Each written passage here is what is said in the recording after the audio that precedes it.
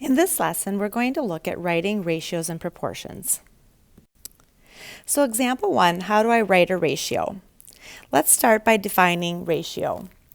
A ratio compares two values.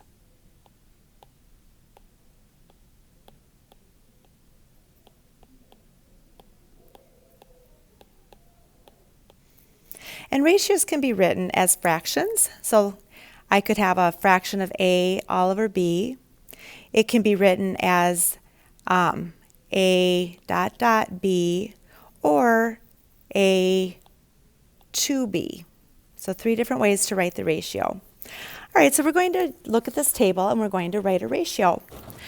We have the elective, which is cooking, painting, and Spanish, and then the number of students that are taking each course. So for letter A, we have the ratio of cooking to Spanish. So we have cooking, there are 28 students that are cooking, so we have 28, and there are 73 that are taking Spanish. So the top number has to be the cooking and the bottom number has to be the Spanish. So the order does matter when we're writing these ratios. We could have written this as 28 dot dot 73, and we could write it as 28 to 73. All right, so now we need to take a look at the ratio of painting to cooking. All right, so let's go ahead and take a look at the ratio of painting to cooking. So we have 44 that are painting and 28 students that are cooking. And remember, because painting is coming first, painting needs to be on the top and it needs to come first if you're writing it the other way. So I'm going to have 44 all over 28. And now let's take some time and let's simplify this. I can divide this by 4 and divide this number by 4. So I would then have 11 all over 7. And so now we can write it 11 dot dot 7 and 11 to 7. All right, the ratio of Spanish to all students. So the number that are taking Spanish is 73. Now what we need to do is we need to total up the 28 plus the 44 plus the 73 because that is all students. So you have 145 and that can't be simplified, so we'd have 73 to 145 and 73 to 145. All right, so how do I solve a proportion? Let's first of all define a proportion. A proportion is two equal ratios. All right, so if I have two equal ratios, that would mean that I could have something like 1/2 is equal to 4 all over 8. Because what I essentially did is I multiplied the top by 4 and I multiplied the bottom by 4, creating that equivalent ratio. So to solve a proportion, I'm going to solve the proportions by looking at how did I go from 6 to 30? Well, to go from 6 to 30, I had multiplied by 5. And so if I did that on the bottom, I would have to do that on the top, giving me then 55 all over 30. So x is then equal to 55. All right, so let's take a look at the next one. I have 9 all over 2 is equal to m all over 12. So if we have the equal sign in between them, it means they are equal. And so how did I go from 2 to 12? I multiplied the bottom by 6. So if I did that on the bottom, I have to do that on the top as well. So 9 times 6, m is going to be equal to then 54.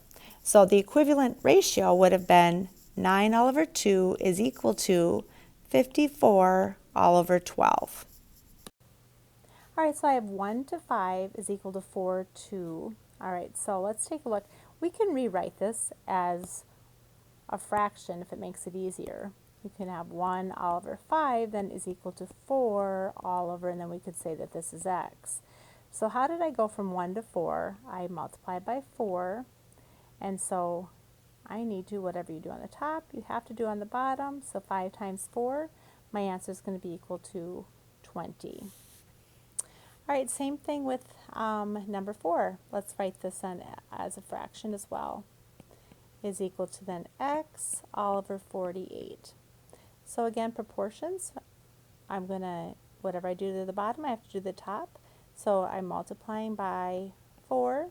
So if I did that down below, I'm going to multiply by 4 on the top. And so x in this case is going to be equal to 20. All right, so for this next one, I have 6m all over 11 is equal to 72 all over 44. Tomorrow we're going to be looking at the cross products property, and for these two, it might be a little bit easier using that, but let's continue to look at these proportionally. So to go from 11 to 44, I had multiplied by 4. So I'm looking at this as something times 4 is equal to 72. Let's figure out what that is. So to do that, I would just take 72 divided by 4, and I would then have 36. So what I know is that 36 times 4 is equal to 72. Now let's break that down further. So I have 6m. So I know that 6m has to equal to 36. Well, what times m is going to be equal to 36? 6 times 6. So that means that m is going to be equal to 6. So let's try that.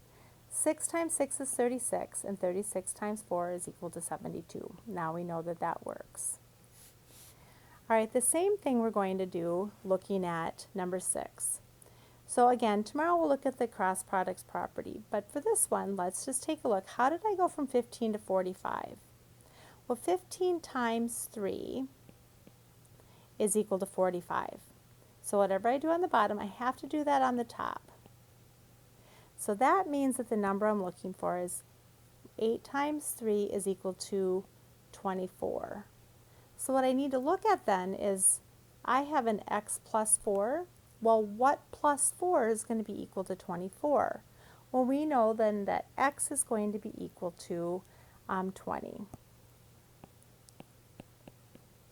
Because 20 plus 4 is equal to 24. Example 3, how do I solve real-world proportions? A restaurant owner uses 3 cloves of garlic for every 5 pints of sauce. The restaurant uses 210 pints of sauce during the day. Find the number of cloves of garlic the restaurant uses to make the sauce. Let's start by writing the ratio of 3 cloves for every 5 pints of sauce. Now it wants to know not 5 pints, but it wants to know out of 210 pints. So we write this as a ratio then to find the proportion. If I have 5 pints to 210, we have to figure out how much bigger or how much I'm going to have to multiply that number by. So I have 210 on the bottom. All right, so now how did I go then from 5 pints to 210 pints? Well, I'm multiplying that by 42. It's 42 times 5 is 210. So if I want to go and have 210 pints, I need to have 42 times the 3 cloves of garlic. Oops.